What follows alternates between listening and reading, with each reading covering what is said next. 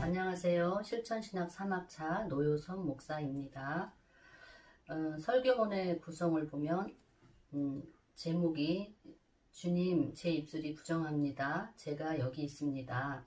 로 잡았고요. 본문 말씀은 이사야 6장 1절부터 8절입니다.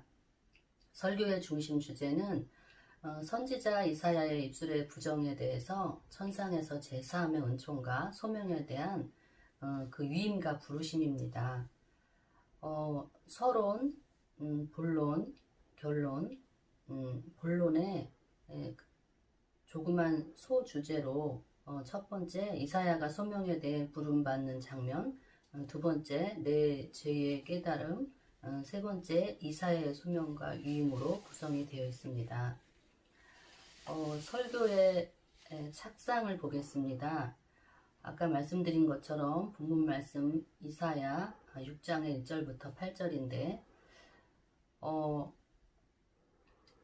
핵심 구절을 보면은 5절에 그때 내가 말하되 화로다 나여 망하게 되었도다 나는 입술이 부정한 사람이요 나는 입술이 부정한 백성 중에 거주하면서 만군의 여호와이신 왕을 배웠음이로다 하였더라. 6절에 그때의 그 스랍 중에 하나가 부젓가락으로 제단에서 집은 바 된 핀 숯을 손에 가지고 내게로 날아와서 7절에 그것을 내 입술에 대며 이르되 보라 이것이 내 입에 닿았으니 내 악이 제하여졌고 내 죄가 사하여졌느니라 하더라. 8절에 내가 또 주의 목소리를 들으니 주께서 이르시되 내가 누구를 보내며 누가 우리를 위하여 갈고 하시니 그때에 내가 이르되 내가 여기 있나이다 나를 보내소서 하였더니 여기까지가 본문 말씀입니다. 개척한 지 3년이 좀 지났는데 이제 와서 뒤돌아보니 하나님께서 저를 훈련시키신 부분이 뚜렷했습니다. 사랑하는 마음과 거룩한 입술이었습니다.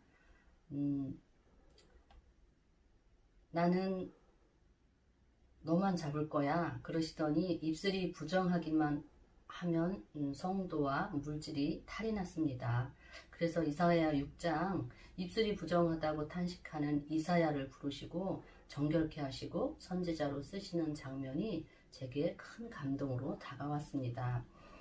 그리고 나도 입술이 부정해서 고민인데 양들의 부정한 입술 때문에 코앞에서 열매 떨어지는 것을 볼 때면 이사야처럼 안타까운 마음에 나는 입술이 부정한 백성 중에 있나이다가 절로 이해가 되었습니다.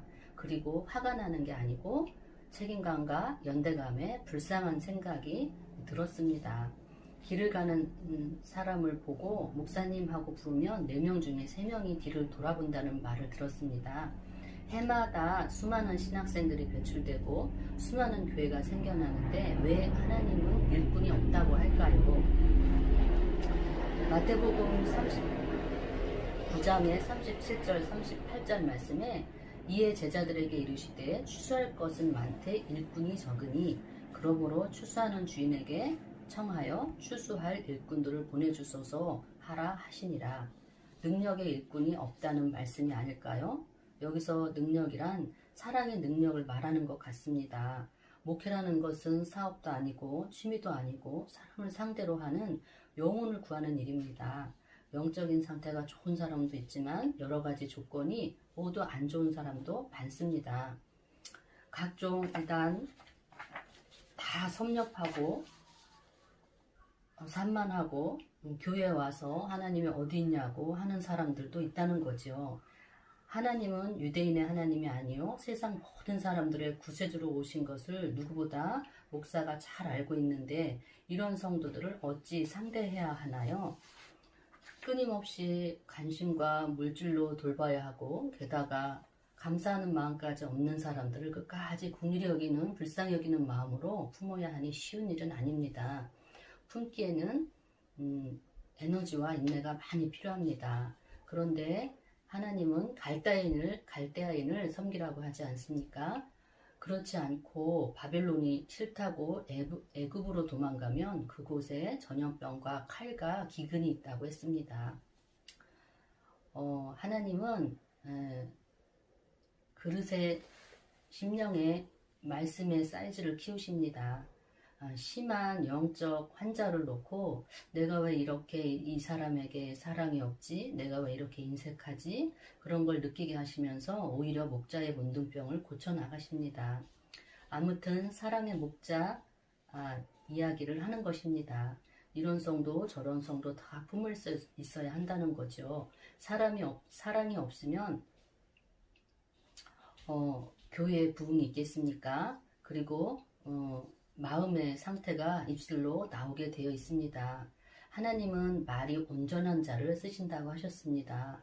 목자의 심령의 상태와 말이 온전해야 합니다. 성도들이 교회를 떠나는 많은 이유가 있지만 목자에게 상처를 받아서가 상당 부분 차지한다고 합니다.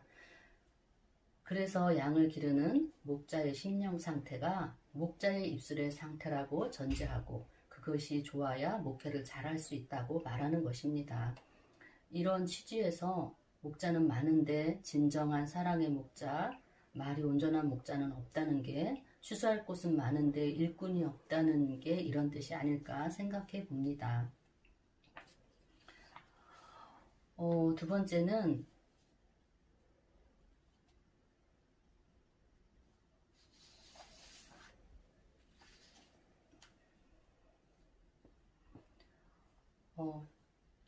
구절풀이를 잠시 하려고 합니다.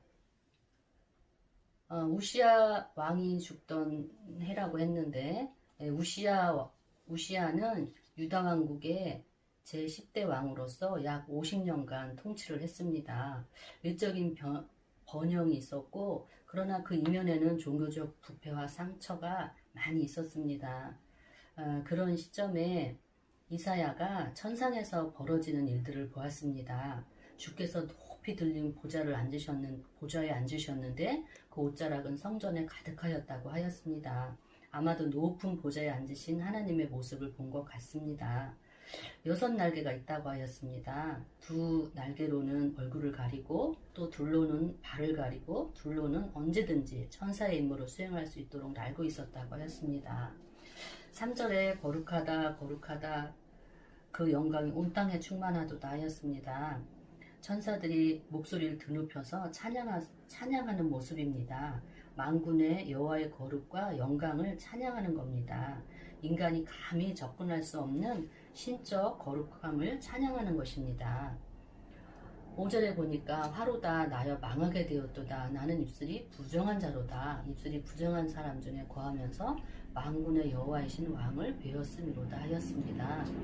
선지자가 이렇게 울부짖을 수밖에 없었던 것은 여호와의 완전 무결하신 거룩과 선지자가 거룩과 영광 앞에서 그 자신의 죄인됨과 그 백성의 죄악됨을 깊이 깨우쳤기 때문입니다.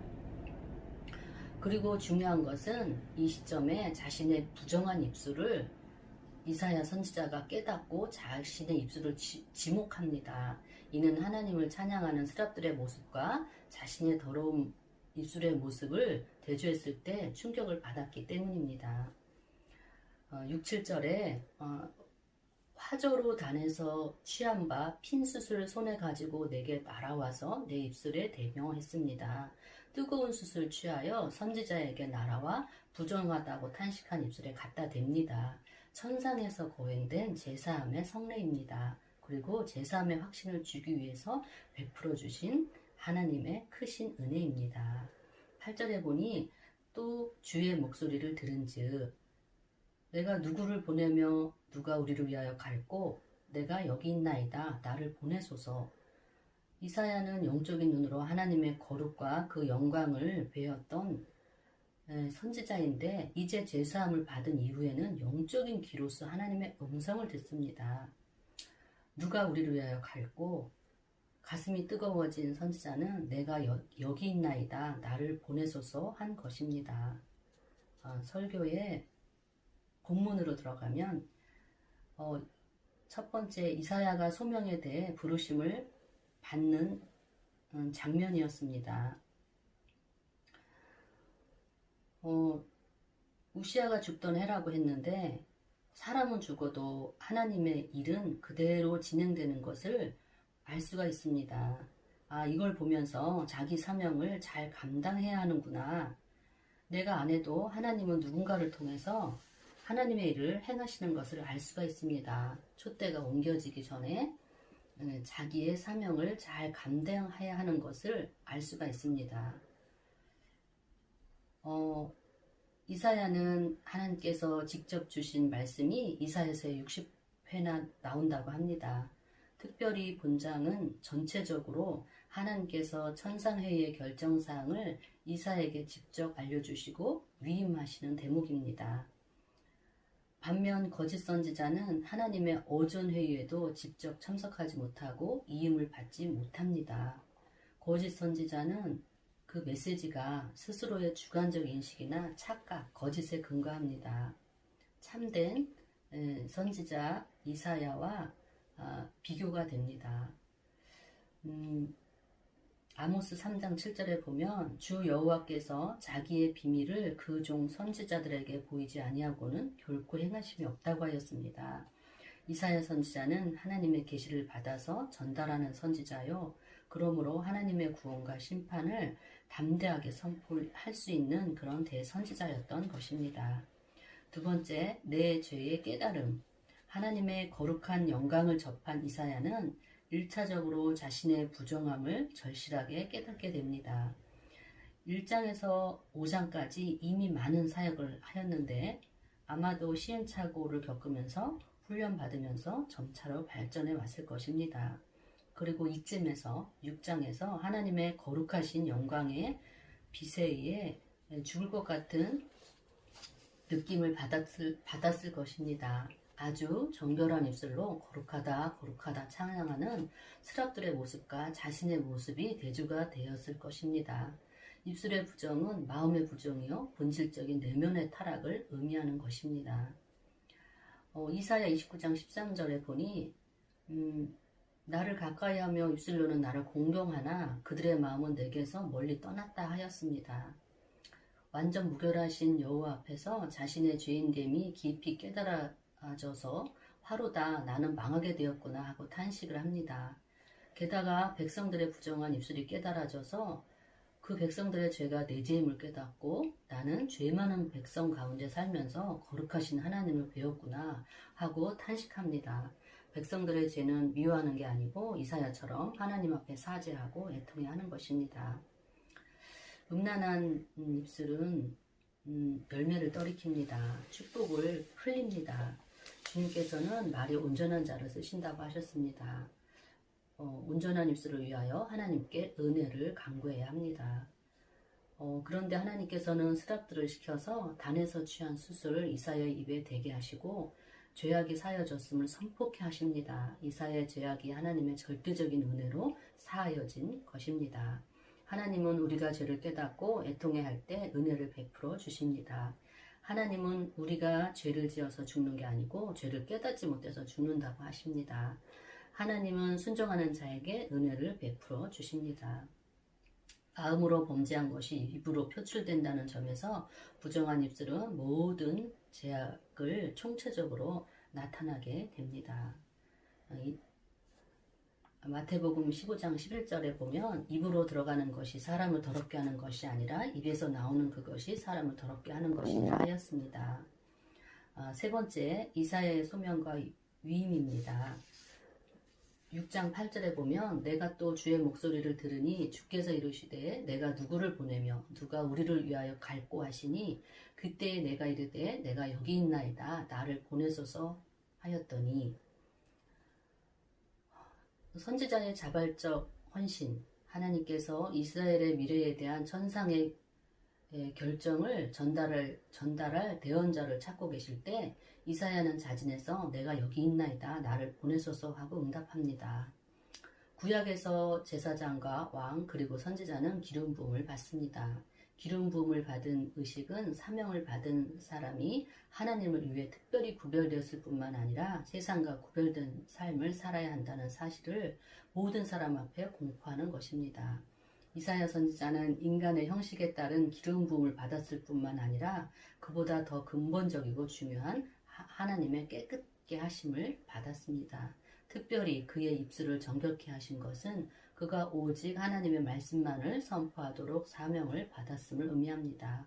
오늘날의 목자들은 어떤 면에서 구약의 제사장직과 선지자직을 동시에 수행해야 하는 직분을 지니고 있습니다. 하나님의 백성들을 돌보는 일과 말씀만을 선포하는 이중사명을 맡은 목회자는 거룩하게 구별되는 의식을 거치지 않으면 안 됩니다. 이 의식은 사람들의 손에 의해서 시행되는 것이 아니라 오직 하나님을 통해서 시행되어야 합니다. 결론입니다. 이사야는 죄에서 정결케 된 자신의 존재를 자각하고 하나님의 소명에 대해 기꺼이 헌신합니다. 죄사함의 은혜를 받더니 가슴이 뜨거워졌습니다. 그리고 환상이 보였는데 이제 영적인 귀로 하나님의 음성을 듣습니다. 이렇게 하나님은 일꾼들에게 당신의 일을 수행할 수 있도록 특별한 영적인 능력을 주십니다. 영이 열리는 어전회의에서 하는 소리를 듣는 선지자가 되었습니다.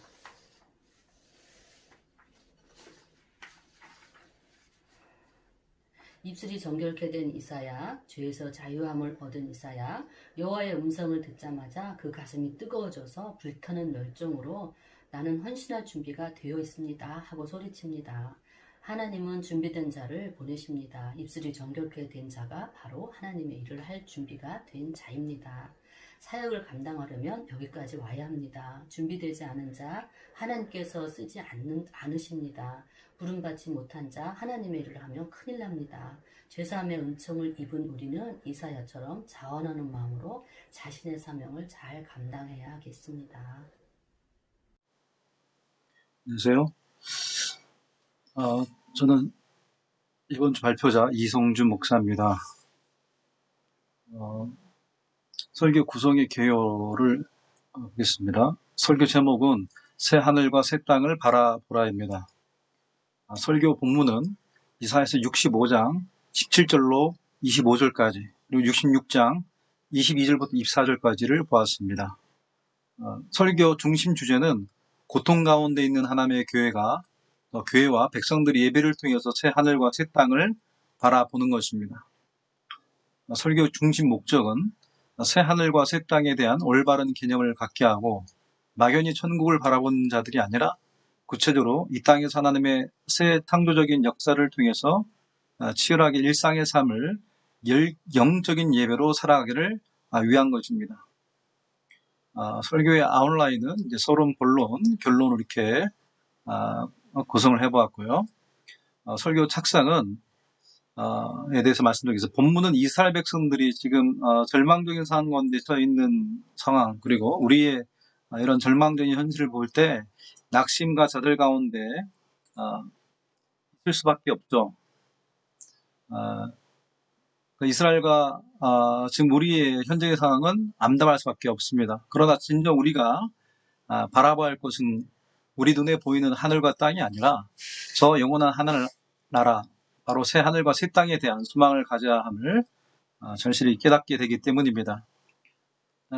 최근에 특별히 이목을 끌었던 것은 미국이라는 초강대국의 이 코로나19로 인해서 엄청난 쇼크에 빠져 있었는데 미국 흑인의 죽임, 경찰의 과잉 진압으로 인해서 죽었던, 그로 인해서 미국이 온통 시위와 방화와 약탈의 사건들이 발생되는 그 사건을 통해서 정말 너덜너덜해진 미국의 상황을 보면서 어떻게 초강대국 미국이라는 나라가 왜 이런 상황에 처하게 되었을까라는 생각을 해보게 됩니다. 그래서 또한 전세적인 코로나 팬데믹으로 영향으로 우리 또한 하루하루를 버티면서 살아가는 그 서민들에게 정말 전해줄 소식이 무엇이겠냐. 오늘 복음은 우리가 바라봐야 할 것은 이 땅에 속한 것이 아닌 영원한 나라가 있음을 우리 또한 믿고 선포해야 함을 더욱더 절실히 깨닫게 되기 때문입니다. 그럼에도 불구하고 단순히 이 본문이 종말론적인 설교로서 이 세상에서는 기대할 것이 전혀 없는 세계, 타락한 세계, 불태워 없애버려야 할 그 세상으로 그렇게 이해하고 있는가라는 그런 고민과 묵상을 해볼 때 성경의 본문이 이야기하고 있는 새 하늘과 새 땅은 분명히 궁극적이고 결론적으로 이것을 지향하고 있음을 부인할 수는 없습니다. 그럼에도 불구하고 오늘 이 본문은 그것만을 단순히 이야기하고 있지 않다는 것입니다. 곧 예수 그리스도께서 이 땅에 오심으로 하나님의 나라가 이미 임하였다는 사실이죠. 그렇다면 우리가 바라보고 희망하는 새 하늘과 새 땅이라는 것은 과연 무엇을 말하고 있는가를 살펴보고자 합니다. 그리고 많은 사람들이 이 본문을 가지고 세대주의적인 그 관점으로 천년 왕국에 대한 그 해석을 하는데, 그래서 그래서 이제 이 천년 왕국이 이 땅에서 펼쳐질 것이다라는 이야기를 하죠. 근데 개혁주의 시각에서는 이제 또 다른 어떤 천년이 이 땅에서 벌어진다는 것에 대해서 동의할 수 없고요. 그렇다면 이것에 대한 바른 해석을 통해서 성도들에게 말씀을 어떻게 바르게 적용시켜야 되는지에 대해서 다루려고 하는 것입니다. 자, 설교문을 한번 살펴보겠습니다. 서론은 2020년 5월 25일 미국 미네소타주 미니애폴리스 파우더 호른에서 발생한 아프리카계 미국인 조지 플로이드가 경찰에 의해서 체포되던 중에 질식사 당한 사건이 있었습니다. 계속적인 이 흑인에 대한 차별과 경찰의 이런 흑인에 대한 인종차별과 과잉진압은 미국 역사에서 굉장히 자주 반복적으로 있어 왔습니다. 1992년 LA 폭동 이후에 30년이 지났지만 전혀 달라진 것이 없는 것 같습니다. 그래서 이후에 26일 오후부터 미니애폴리스에서 사건에 대한 시위가 발생했고 경찰과 시위대의 어떤 무력 충돌이 발생하자 주 방위군이 미니애폴리스에 배치되었죠. 그래서 도널드 트럼프는 무력을 행사한 그 시위대를 건드리라고 지칭하면서 약탈이 시작되고 총격이 시작될 것이라는 그 글을 트위터에 게시를 했습니다. 그래서 시위대 진압을 위해서 주 방위군을 배치하고 시위대에게 인종차별적인 모욕을 한 그 트럼프의 대처는 많은 사람들의 비난을 받고 있죠. 거기다 설상가상으로 시위로 끝나지 않고 상점에 불을 지르고 약탈하는 일도 벌어지고 있습니다. 비단 미국 그들뿐이겠습니까? 대한민국이 아무리 K 방역이다 뭐다 세계적인 위상도 높아지고 G7에 대한 대한민국을 초청을 한다니 국뽕을 맞고 정신을 못 차리고 있지만 실상 서민들은 너무나 하루하루를 힘겹게 버티고 있습니다. 저는 이 손양 목사님이 작사하신 고대가 낮에나 밤에나 눈물 머금고 내 주님 오시기만 고대합니다. 가실 때 다시 오마 하신 예수님, 오 주여 언제 오시렵니까를 정말 불러오면서 주님 다시 오시기를 정말 고대하게 되는 거죠. 자, 그러면 오늘 이 이사야는 본문을 65장을 통해서 무엇을 바라보라고 하는 것입니다. 자, 본론입니다. 첫 번째, 우리가 궁극적으로 바라봐야 할 곳에 시선을 두어한다는 것입니다. 17절로 19절에 말씀하고 있습니다. 오늘 본문을 통해서 지금의 땅, 고통스럽고 원망스럽고 오염되어 있는 이 땅에서 더 이상 희망도 없고 기다릴 것도 없는 이 절망적인 상황에서 새하늘과 새 땅을 바라보게 되는 거죠. 이사야서는 구약의 선지자 중에서 가장 복음적인 선서로 생각할 수 있습니다. 이사야 선지자는 구약 시대를 살면서 가장 탁월하게 복음을 증거했던 선지자였죠. 그런데 이사야서의 마지막 그 두 장에서 복음적인 희망을 완성하는 새 하늘과 새 땅의 약속을 전하고 있습니다. 우리가 지금 보는 옛 하늘과 옛 땅은 모두 다 사라지게 될 것입니다. 그리고 새로운 세계, 새로운 질서와 새로운 창조 속에 전개되는 완성된 하나님 나라가 속히 올 것입니다. 그리스도인들은 궁극적인 결론은 하나님 나라에 들어가는 거죠. 그래서 이사야서 65장 17절에 보시면 보라 새하늘과 새 땅을 창조하는 이전 것은 기억되거나 마음에 생각나지 아니할 것이라. 이 세상의 많은 그리스도인들의 믿음이 흔들리고 세속의 길을 걷고 있는 이유는 내세에 대한 소망을 잃어버렸기 때문입니다. 우리가 진정 내세 천국을 바라본다면 현세에서 권력과 물질에 연연하면서 이 땅에서 성공과 행복에 집착하면서 살아가지는 않을 것입니다. 복음에 대한 진정한 가치를 알고 있던 우리 믿음의 선진들을 한번 생각해 보십시오. 그들이 내세를 믿지 않았다면 그렇게 죽음에 대해서 초연하고 그리스도를 위해서 희생적인 삶을 살아갈 수 있었겠습니까? 성경은 분명히 말씀하고 있죠. 이 세상은 끝이 있다. 이 세상은 영원한 것이 아니다. 이 세상은 때가 되면 누구든지 떠나는 것이다. 라고 성경은 말씀하고 있습니다. 자, 새 하늘과 새 땅의 별명은 새 예루살렘이죠. 옛 하나님의 백성이 언제나 영혼의 고향처럼 마음에 두고 바라보던 예루살렘. 그곳은 장차 하나님의 모든 민족과 열방의 경계를 넘어 새롭게 창조하실 새 예루살렘의 그림자에 불과했습니다. 이사야서 65장 18절에 보면 너희는 내가 창조하는 것으로 말미암아 영원히 기뻐하며 즐거워할지라. 보라 내가 예루살렘을 즐거운 성으로 창조하며 그 백성을 기쁨으로 삼고라고 말씀하고 있습니다. 그분이 창조하실 미래의 새 예루살렘은 하나님의 백성의 기쁨을 위한 성이죠. 이것은 요한계시록의 성경의 기록에서도 찾아볼 수 있습니다. 계시록 21장 1절 2절에 보시면은 또 내가 새 하늘과 새 땅을 보니 처음 하늘과 처음 땅이 없어졌고 바다도 다시 있지 않더라. 또 내가 보매 거룩한 성 새 예루살렘이 하나님께부터 하늘에서 내려오니 그 준비하는 것 신부가 남편을 위한 단장한 것 같더라. 자, 우리는 이것을 믿는 거죠. 이 성은 모든 인류를 위한 것이 아닙니다. 오직 이 성의 주인 되신 하나님을 믿고 믿음으로 그 인생을 순리한 인생들을 위한 마지막 종착지인 것입니다. 그래서 이사야서의 이 클라이맥스는 새 하늘과 새 땅이죠. 구약적 의미에서의 천국입니다. 이 새 하늘과 새 땅은 하나님이 예배하시고 약속하신 거죠. 그러나 새 하늘과 새 땅, 하나님의 나라는 이 세상을 다 살고 나서 죽음에 오는 것만을 의미하지 않는다는 것입니다. 오늘 이사야서는 본문 65장을 통해서 무엇을 바라보러 말씀하고 있습니까? 두 번째입니다. 새롭게 창조된 이곳에 다시금 우리의 시선을 둬야 한다는 것입니다. 자, 중요한 것은 하나님의 나라는 우리가 죽은 뒤에 임하여 오는 것이 아니라 예수를 믿는 순간 우리에게 임하여 오는 거죠. 자, 그래서 누가복음 17장 20절부터 21절에 보면 바리새인들이 하나님의 나라가 어느 때 임하나이까 묻거늘 예수께서 대답하여 이르시되 하나님의 나라는 볼 수 있게 임하는 것이 아니요 또 여기 있다 저기 있다고도 못하리니 하나님의 나라는 너희 안에 있느니라 이렇게 말씀하고 있습니다. 그러므로 새 하늘과 새 땅은 사람이 만든 것도 아니고 우리가 상상해 만들어낸 것도 아닙니다. 본문을 통해서 살펴볼 수 있는 이 땅에 대한 임한 하나님의 첫 번째 특징은 창조되는 거죠. 우리가 예수 그리스도를 영접하는 순간, 하나님을 만나는 순간 가장 먼저 경험하는 것이 하나님의 나라를 체험하는 것입니다. 네. 자, 그래서 본문에 창조하다는 뜻인 바라는 그 동사는 그 동사의 주어는 언제나 하나님이시죠.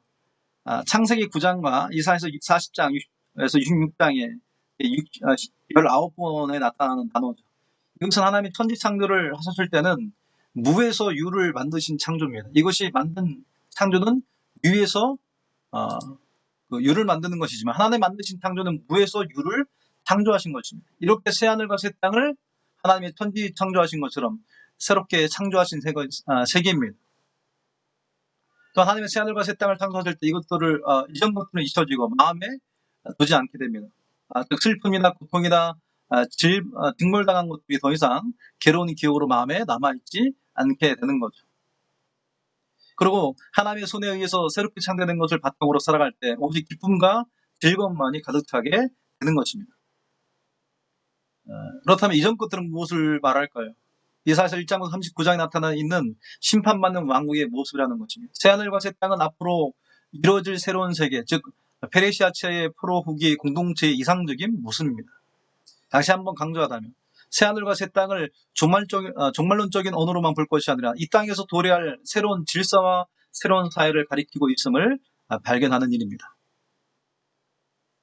그래서 그 이유는 다름 아닌 이스라엘은 그들의 나라가 회복될 것을 기대하고 기다렸지만 그 나라는 어떤 나라입니까? 다시 이스라엘이 다윗이 통치했던 절대 권력을 가진 나라가 회복될 것인가요? 아니죠.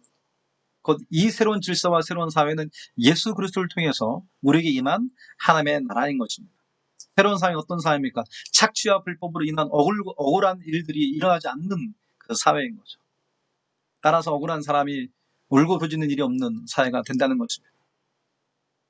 이에 대해서 제가 여러 가지 이렇게 드렸고요. 자, 결론입니다. 세 번째, 예배를 통해서 새하늘과 새 땅을 경험한다는 거죠. 네. 과연 그 예배는 내세에서만 체험됩니까? 아니죠. 우리 주님이 이에 대해서 이렇게 말씀했죠. 아버지께 참되게 예배한 자들은 영과 진리로 예배할 때가 오나니 곧 이때라. 아버지께서는 자기에게 이렇게 예배한 자들을 찾으시나. 하나님 여기신 예배한 자가 영과 진리로 예배하시나. 이렇게 말씀하고 있습니다. 하나님 이렇게 지금 예배하는 자들을 찾는 말씀. 물론 우리가 드린 예배라는 것은 일주일에 한 번 교회에 나와서 예배 드리는 것만이 아니죠. 로마서 12장 1절 2절에 사도 바울은 그러므로 형제들 내가 하나님의 모든 자비하심으로 너희를 권하노니 너희 몸을 하나님의 기뻐하신 거룩한 산 제물로 드리라. 너희가 드릴 영적 예배니라. 너는 이 세를 본받지 말고 오직 마음을 새롭게 함으로 변화를 받아 하나님의 선하시고 기뻐하시고 온전한 뜻이 무엇인지를 분별하도록 하라. 이렇게 말씀하고 있습니다. 그래서 우리가 코로나로 인해서 예배의 형식이 파괴되어 있고 이런 과도기에 우리가 민첩하게 대응하지 못한다면 하나님의 공동체는 더욱더 공경에 처할 수밖에 없습니다. 그래서 우리는 앞으로 어떤 방향으로 우리가 나갈 생활 속에서 전도하고 일상의 생활 속에서 소수의 사람들이 모여서 영적인 교제권을 만든다면 지금의 위기를 잘 극복하고 지금까지 한국교회 부풀어진 거품이 빠질 것이고 성숙한 그리스도인들이 만들어지지 않을까요? 그래서 예배당 안에서 예배하는 것으로 안 되는 거예요. 오히려 가정 안에서, 직장 안에서, 소그룹 안에서 하나님께 예배 드리는 것이 더 활성화되어야 하는 것입니다. 그러므로 우리는 이 찬양의 가사처럼 이것을 고백하지 않을까요? 높은 산이 거친들이 초막에나 근거랴 내 뒤에 있을 모진 것이 그 어디나 하늘나라. 오늘 이렇게 말씀을 구성해 보았습니다. 감사합니다.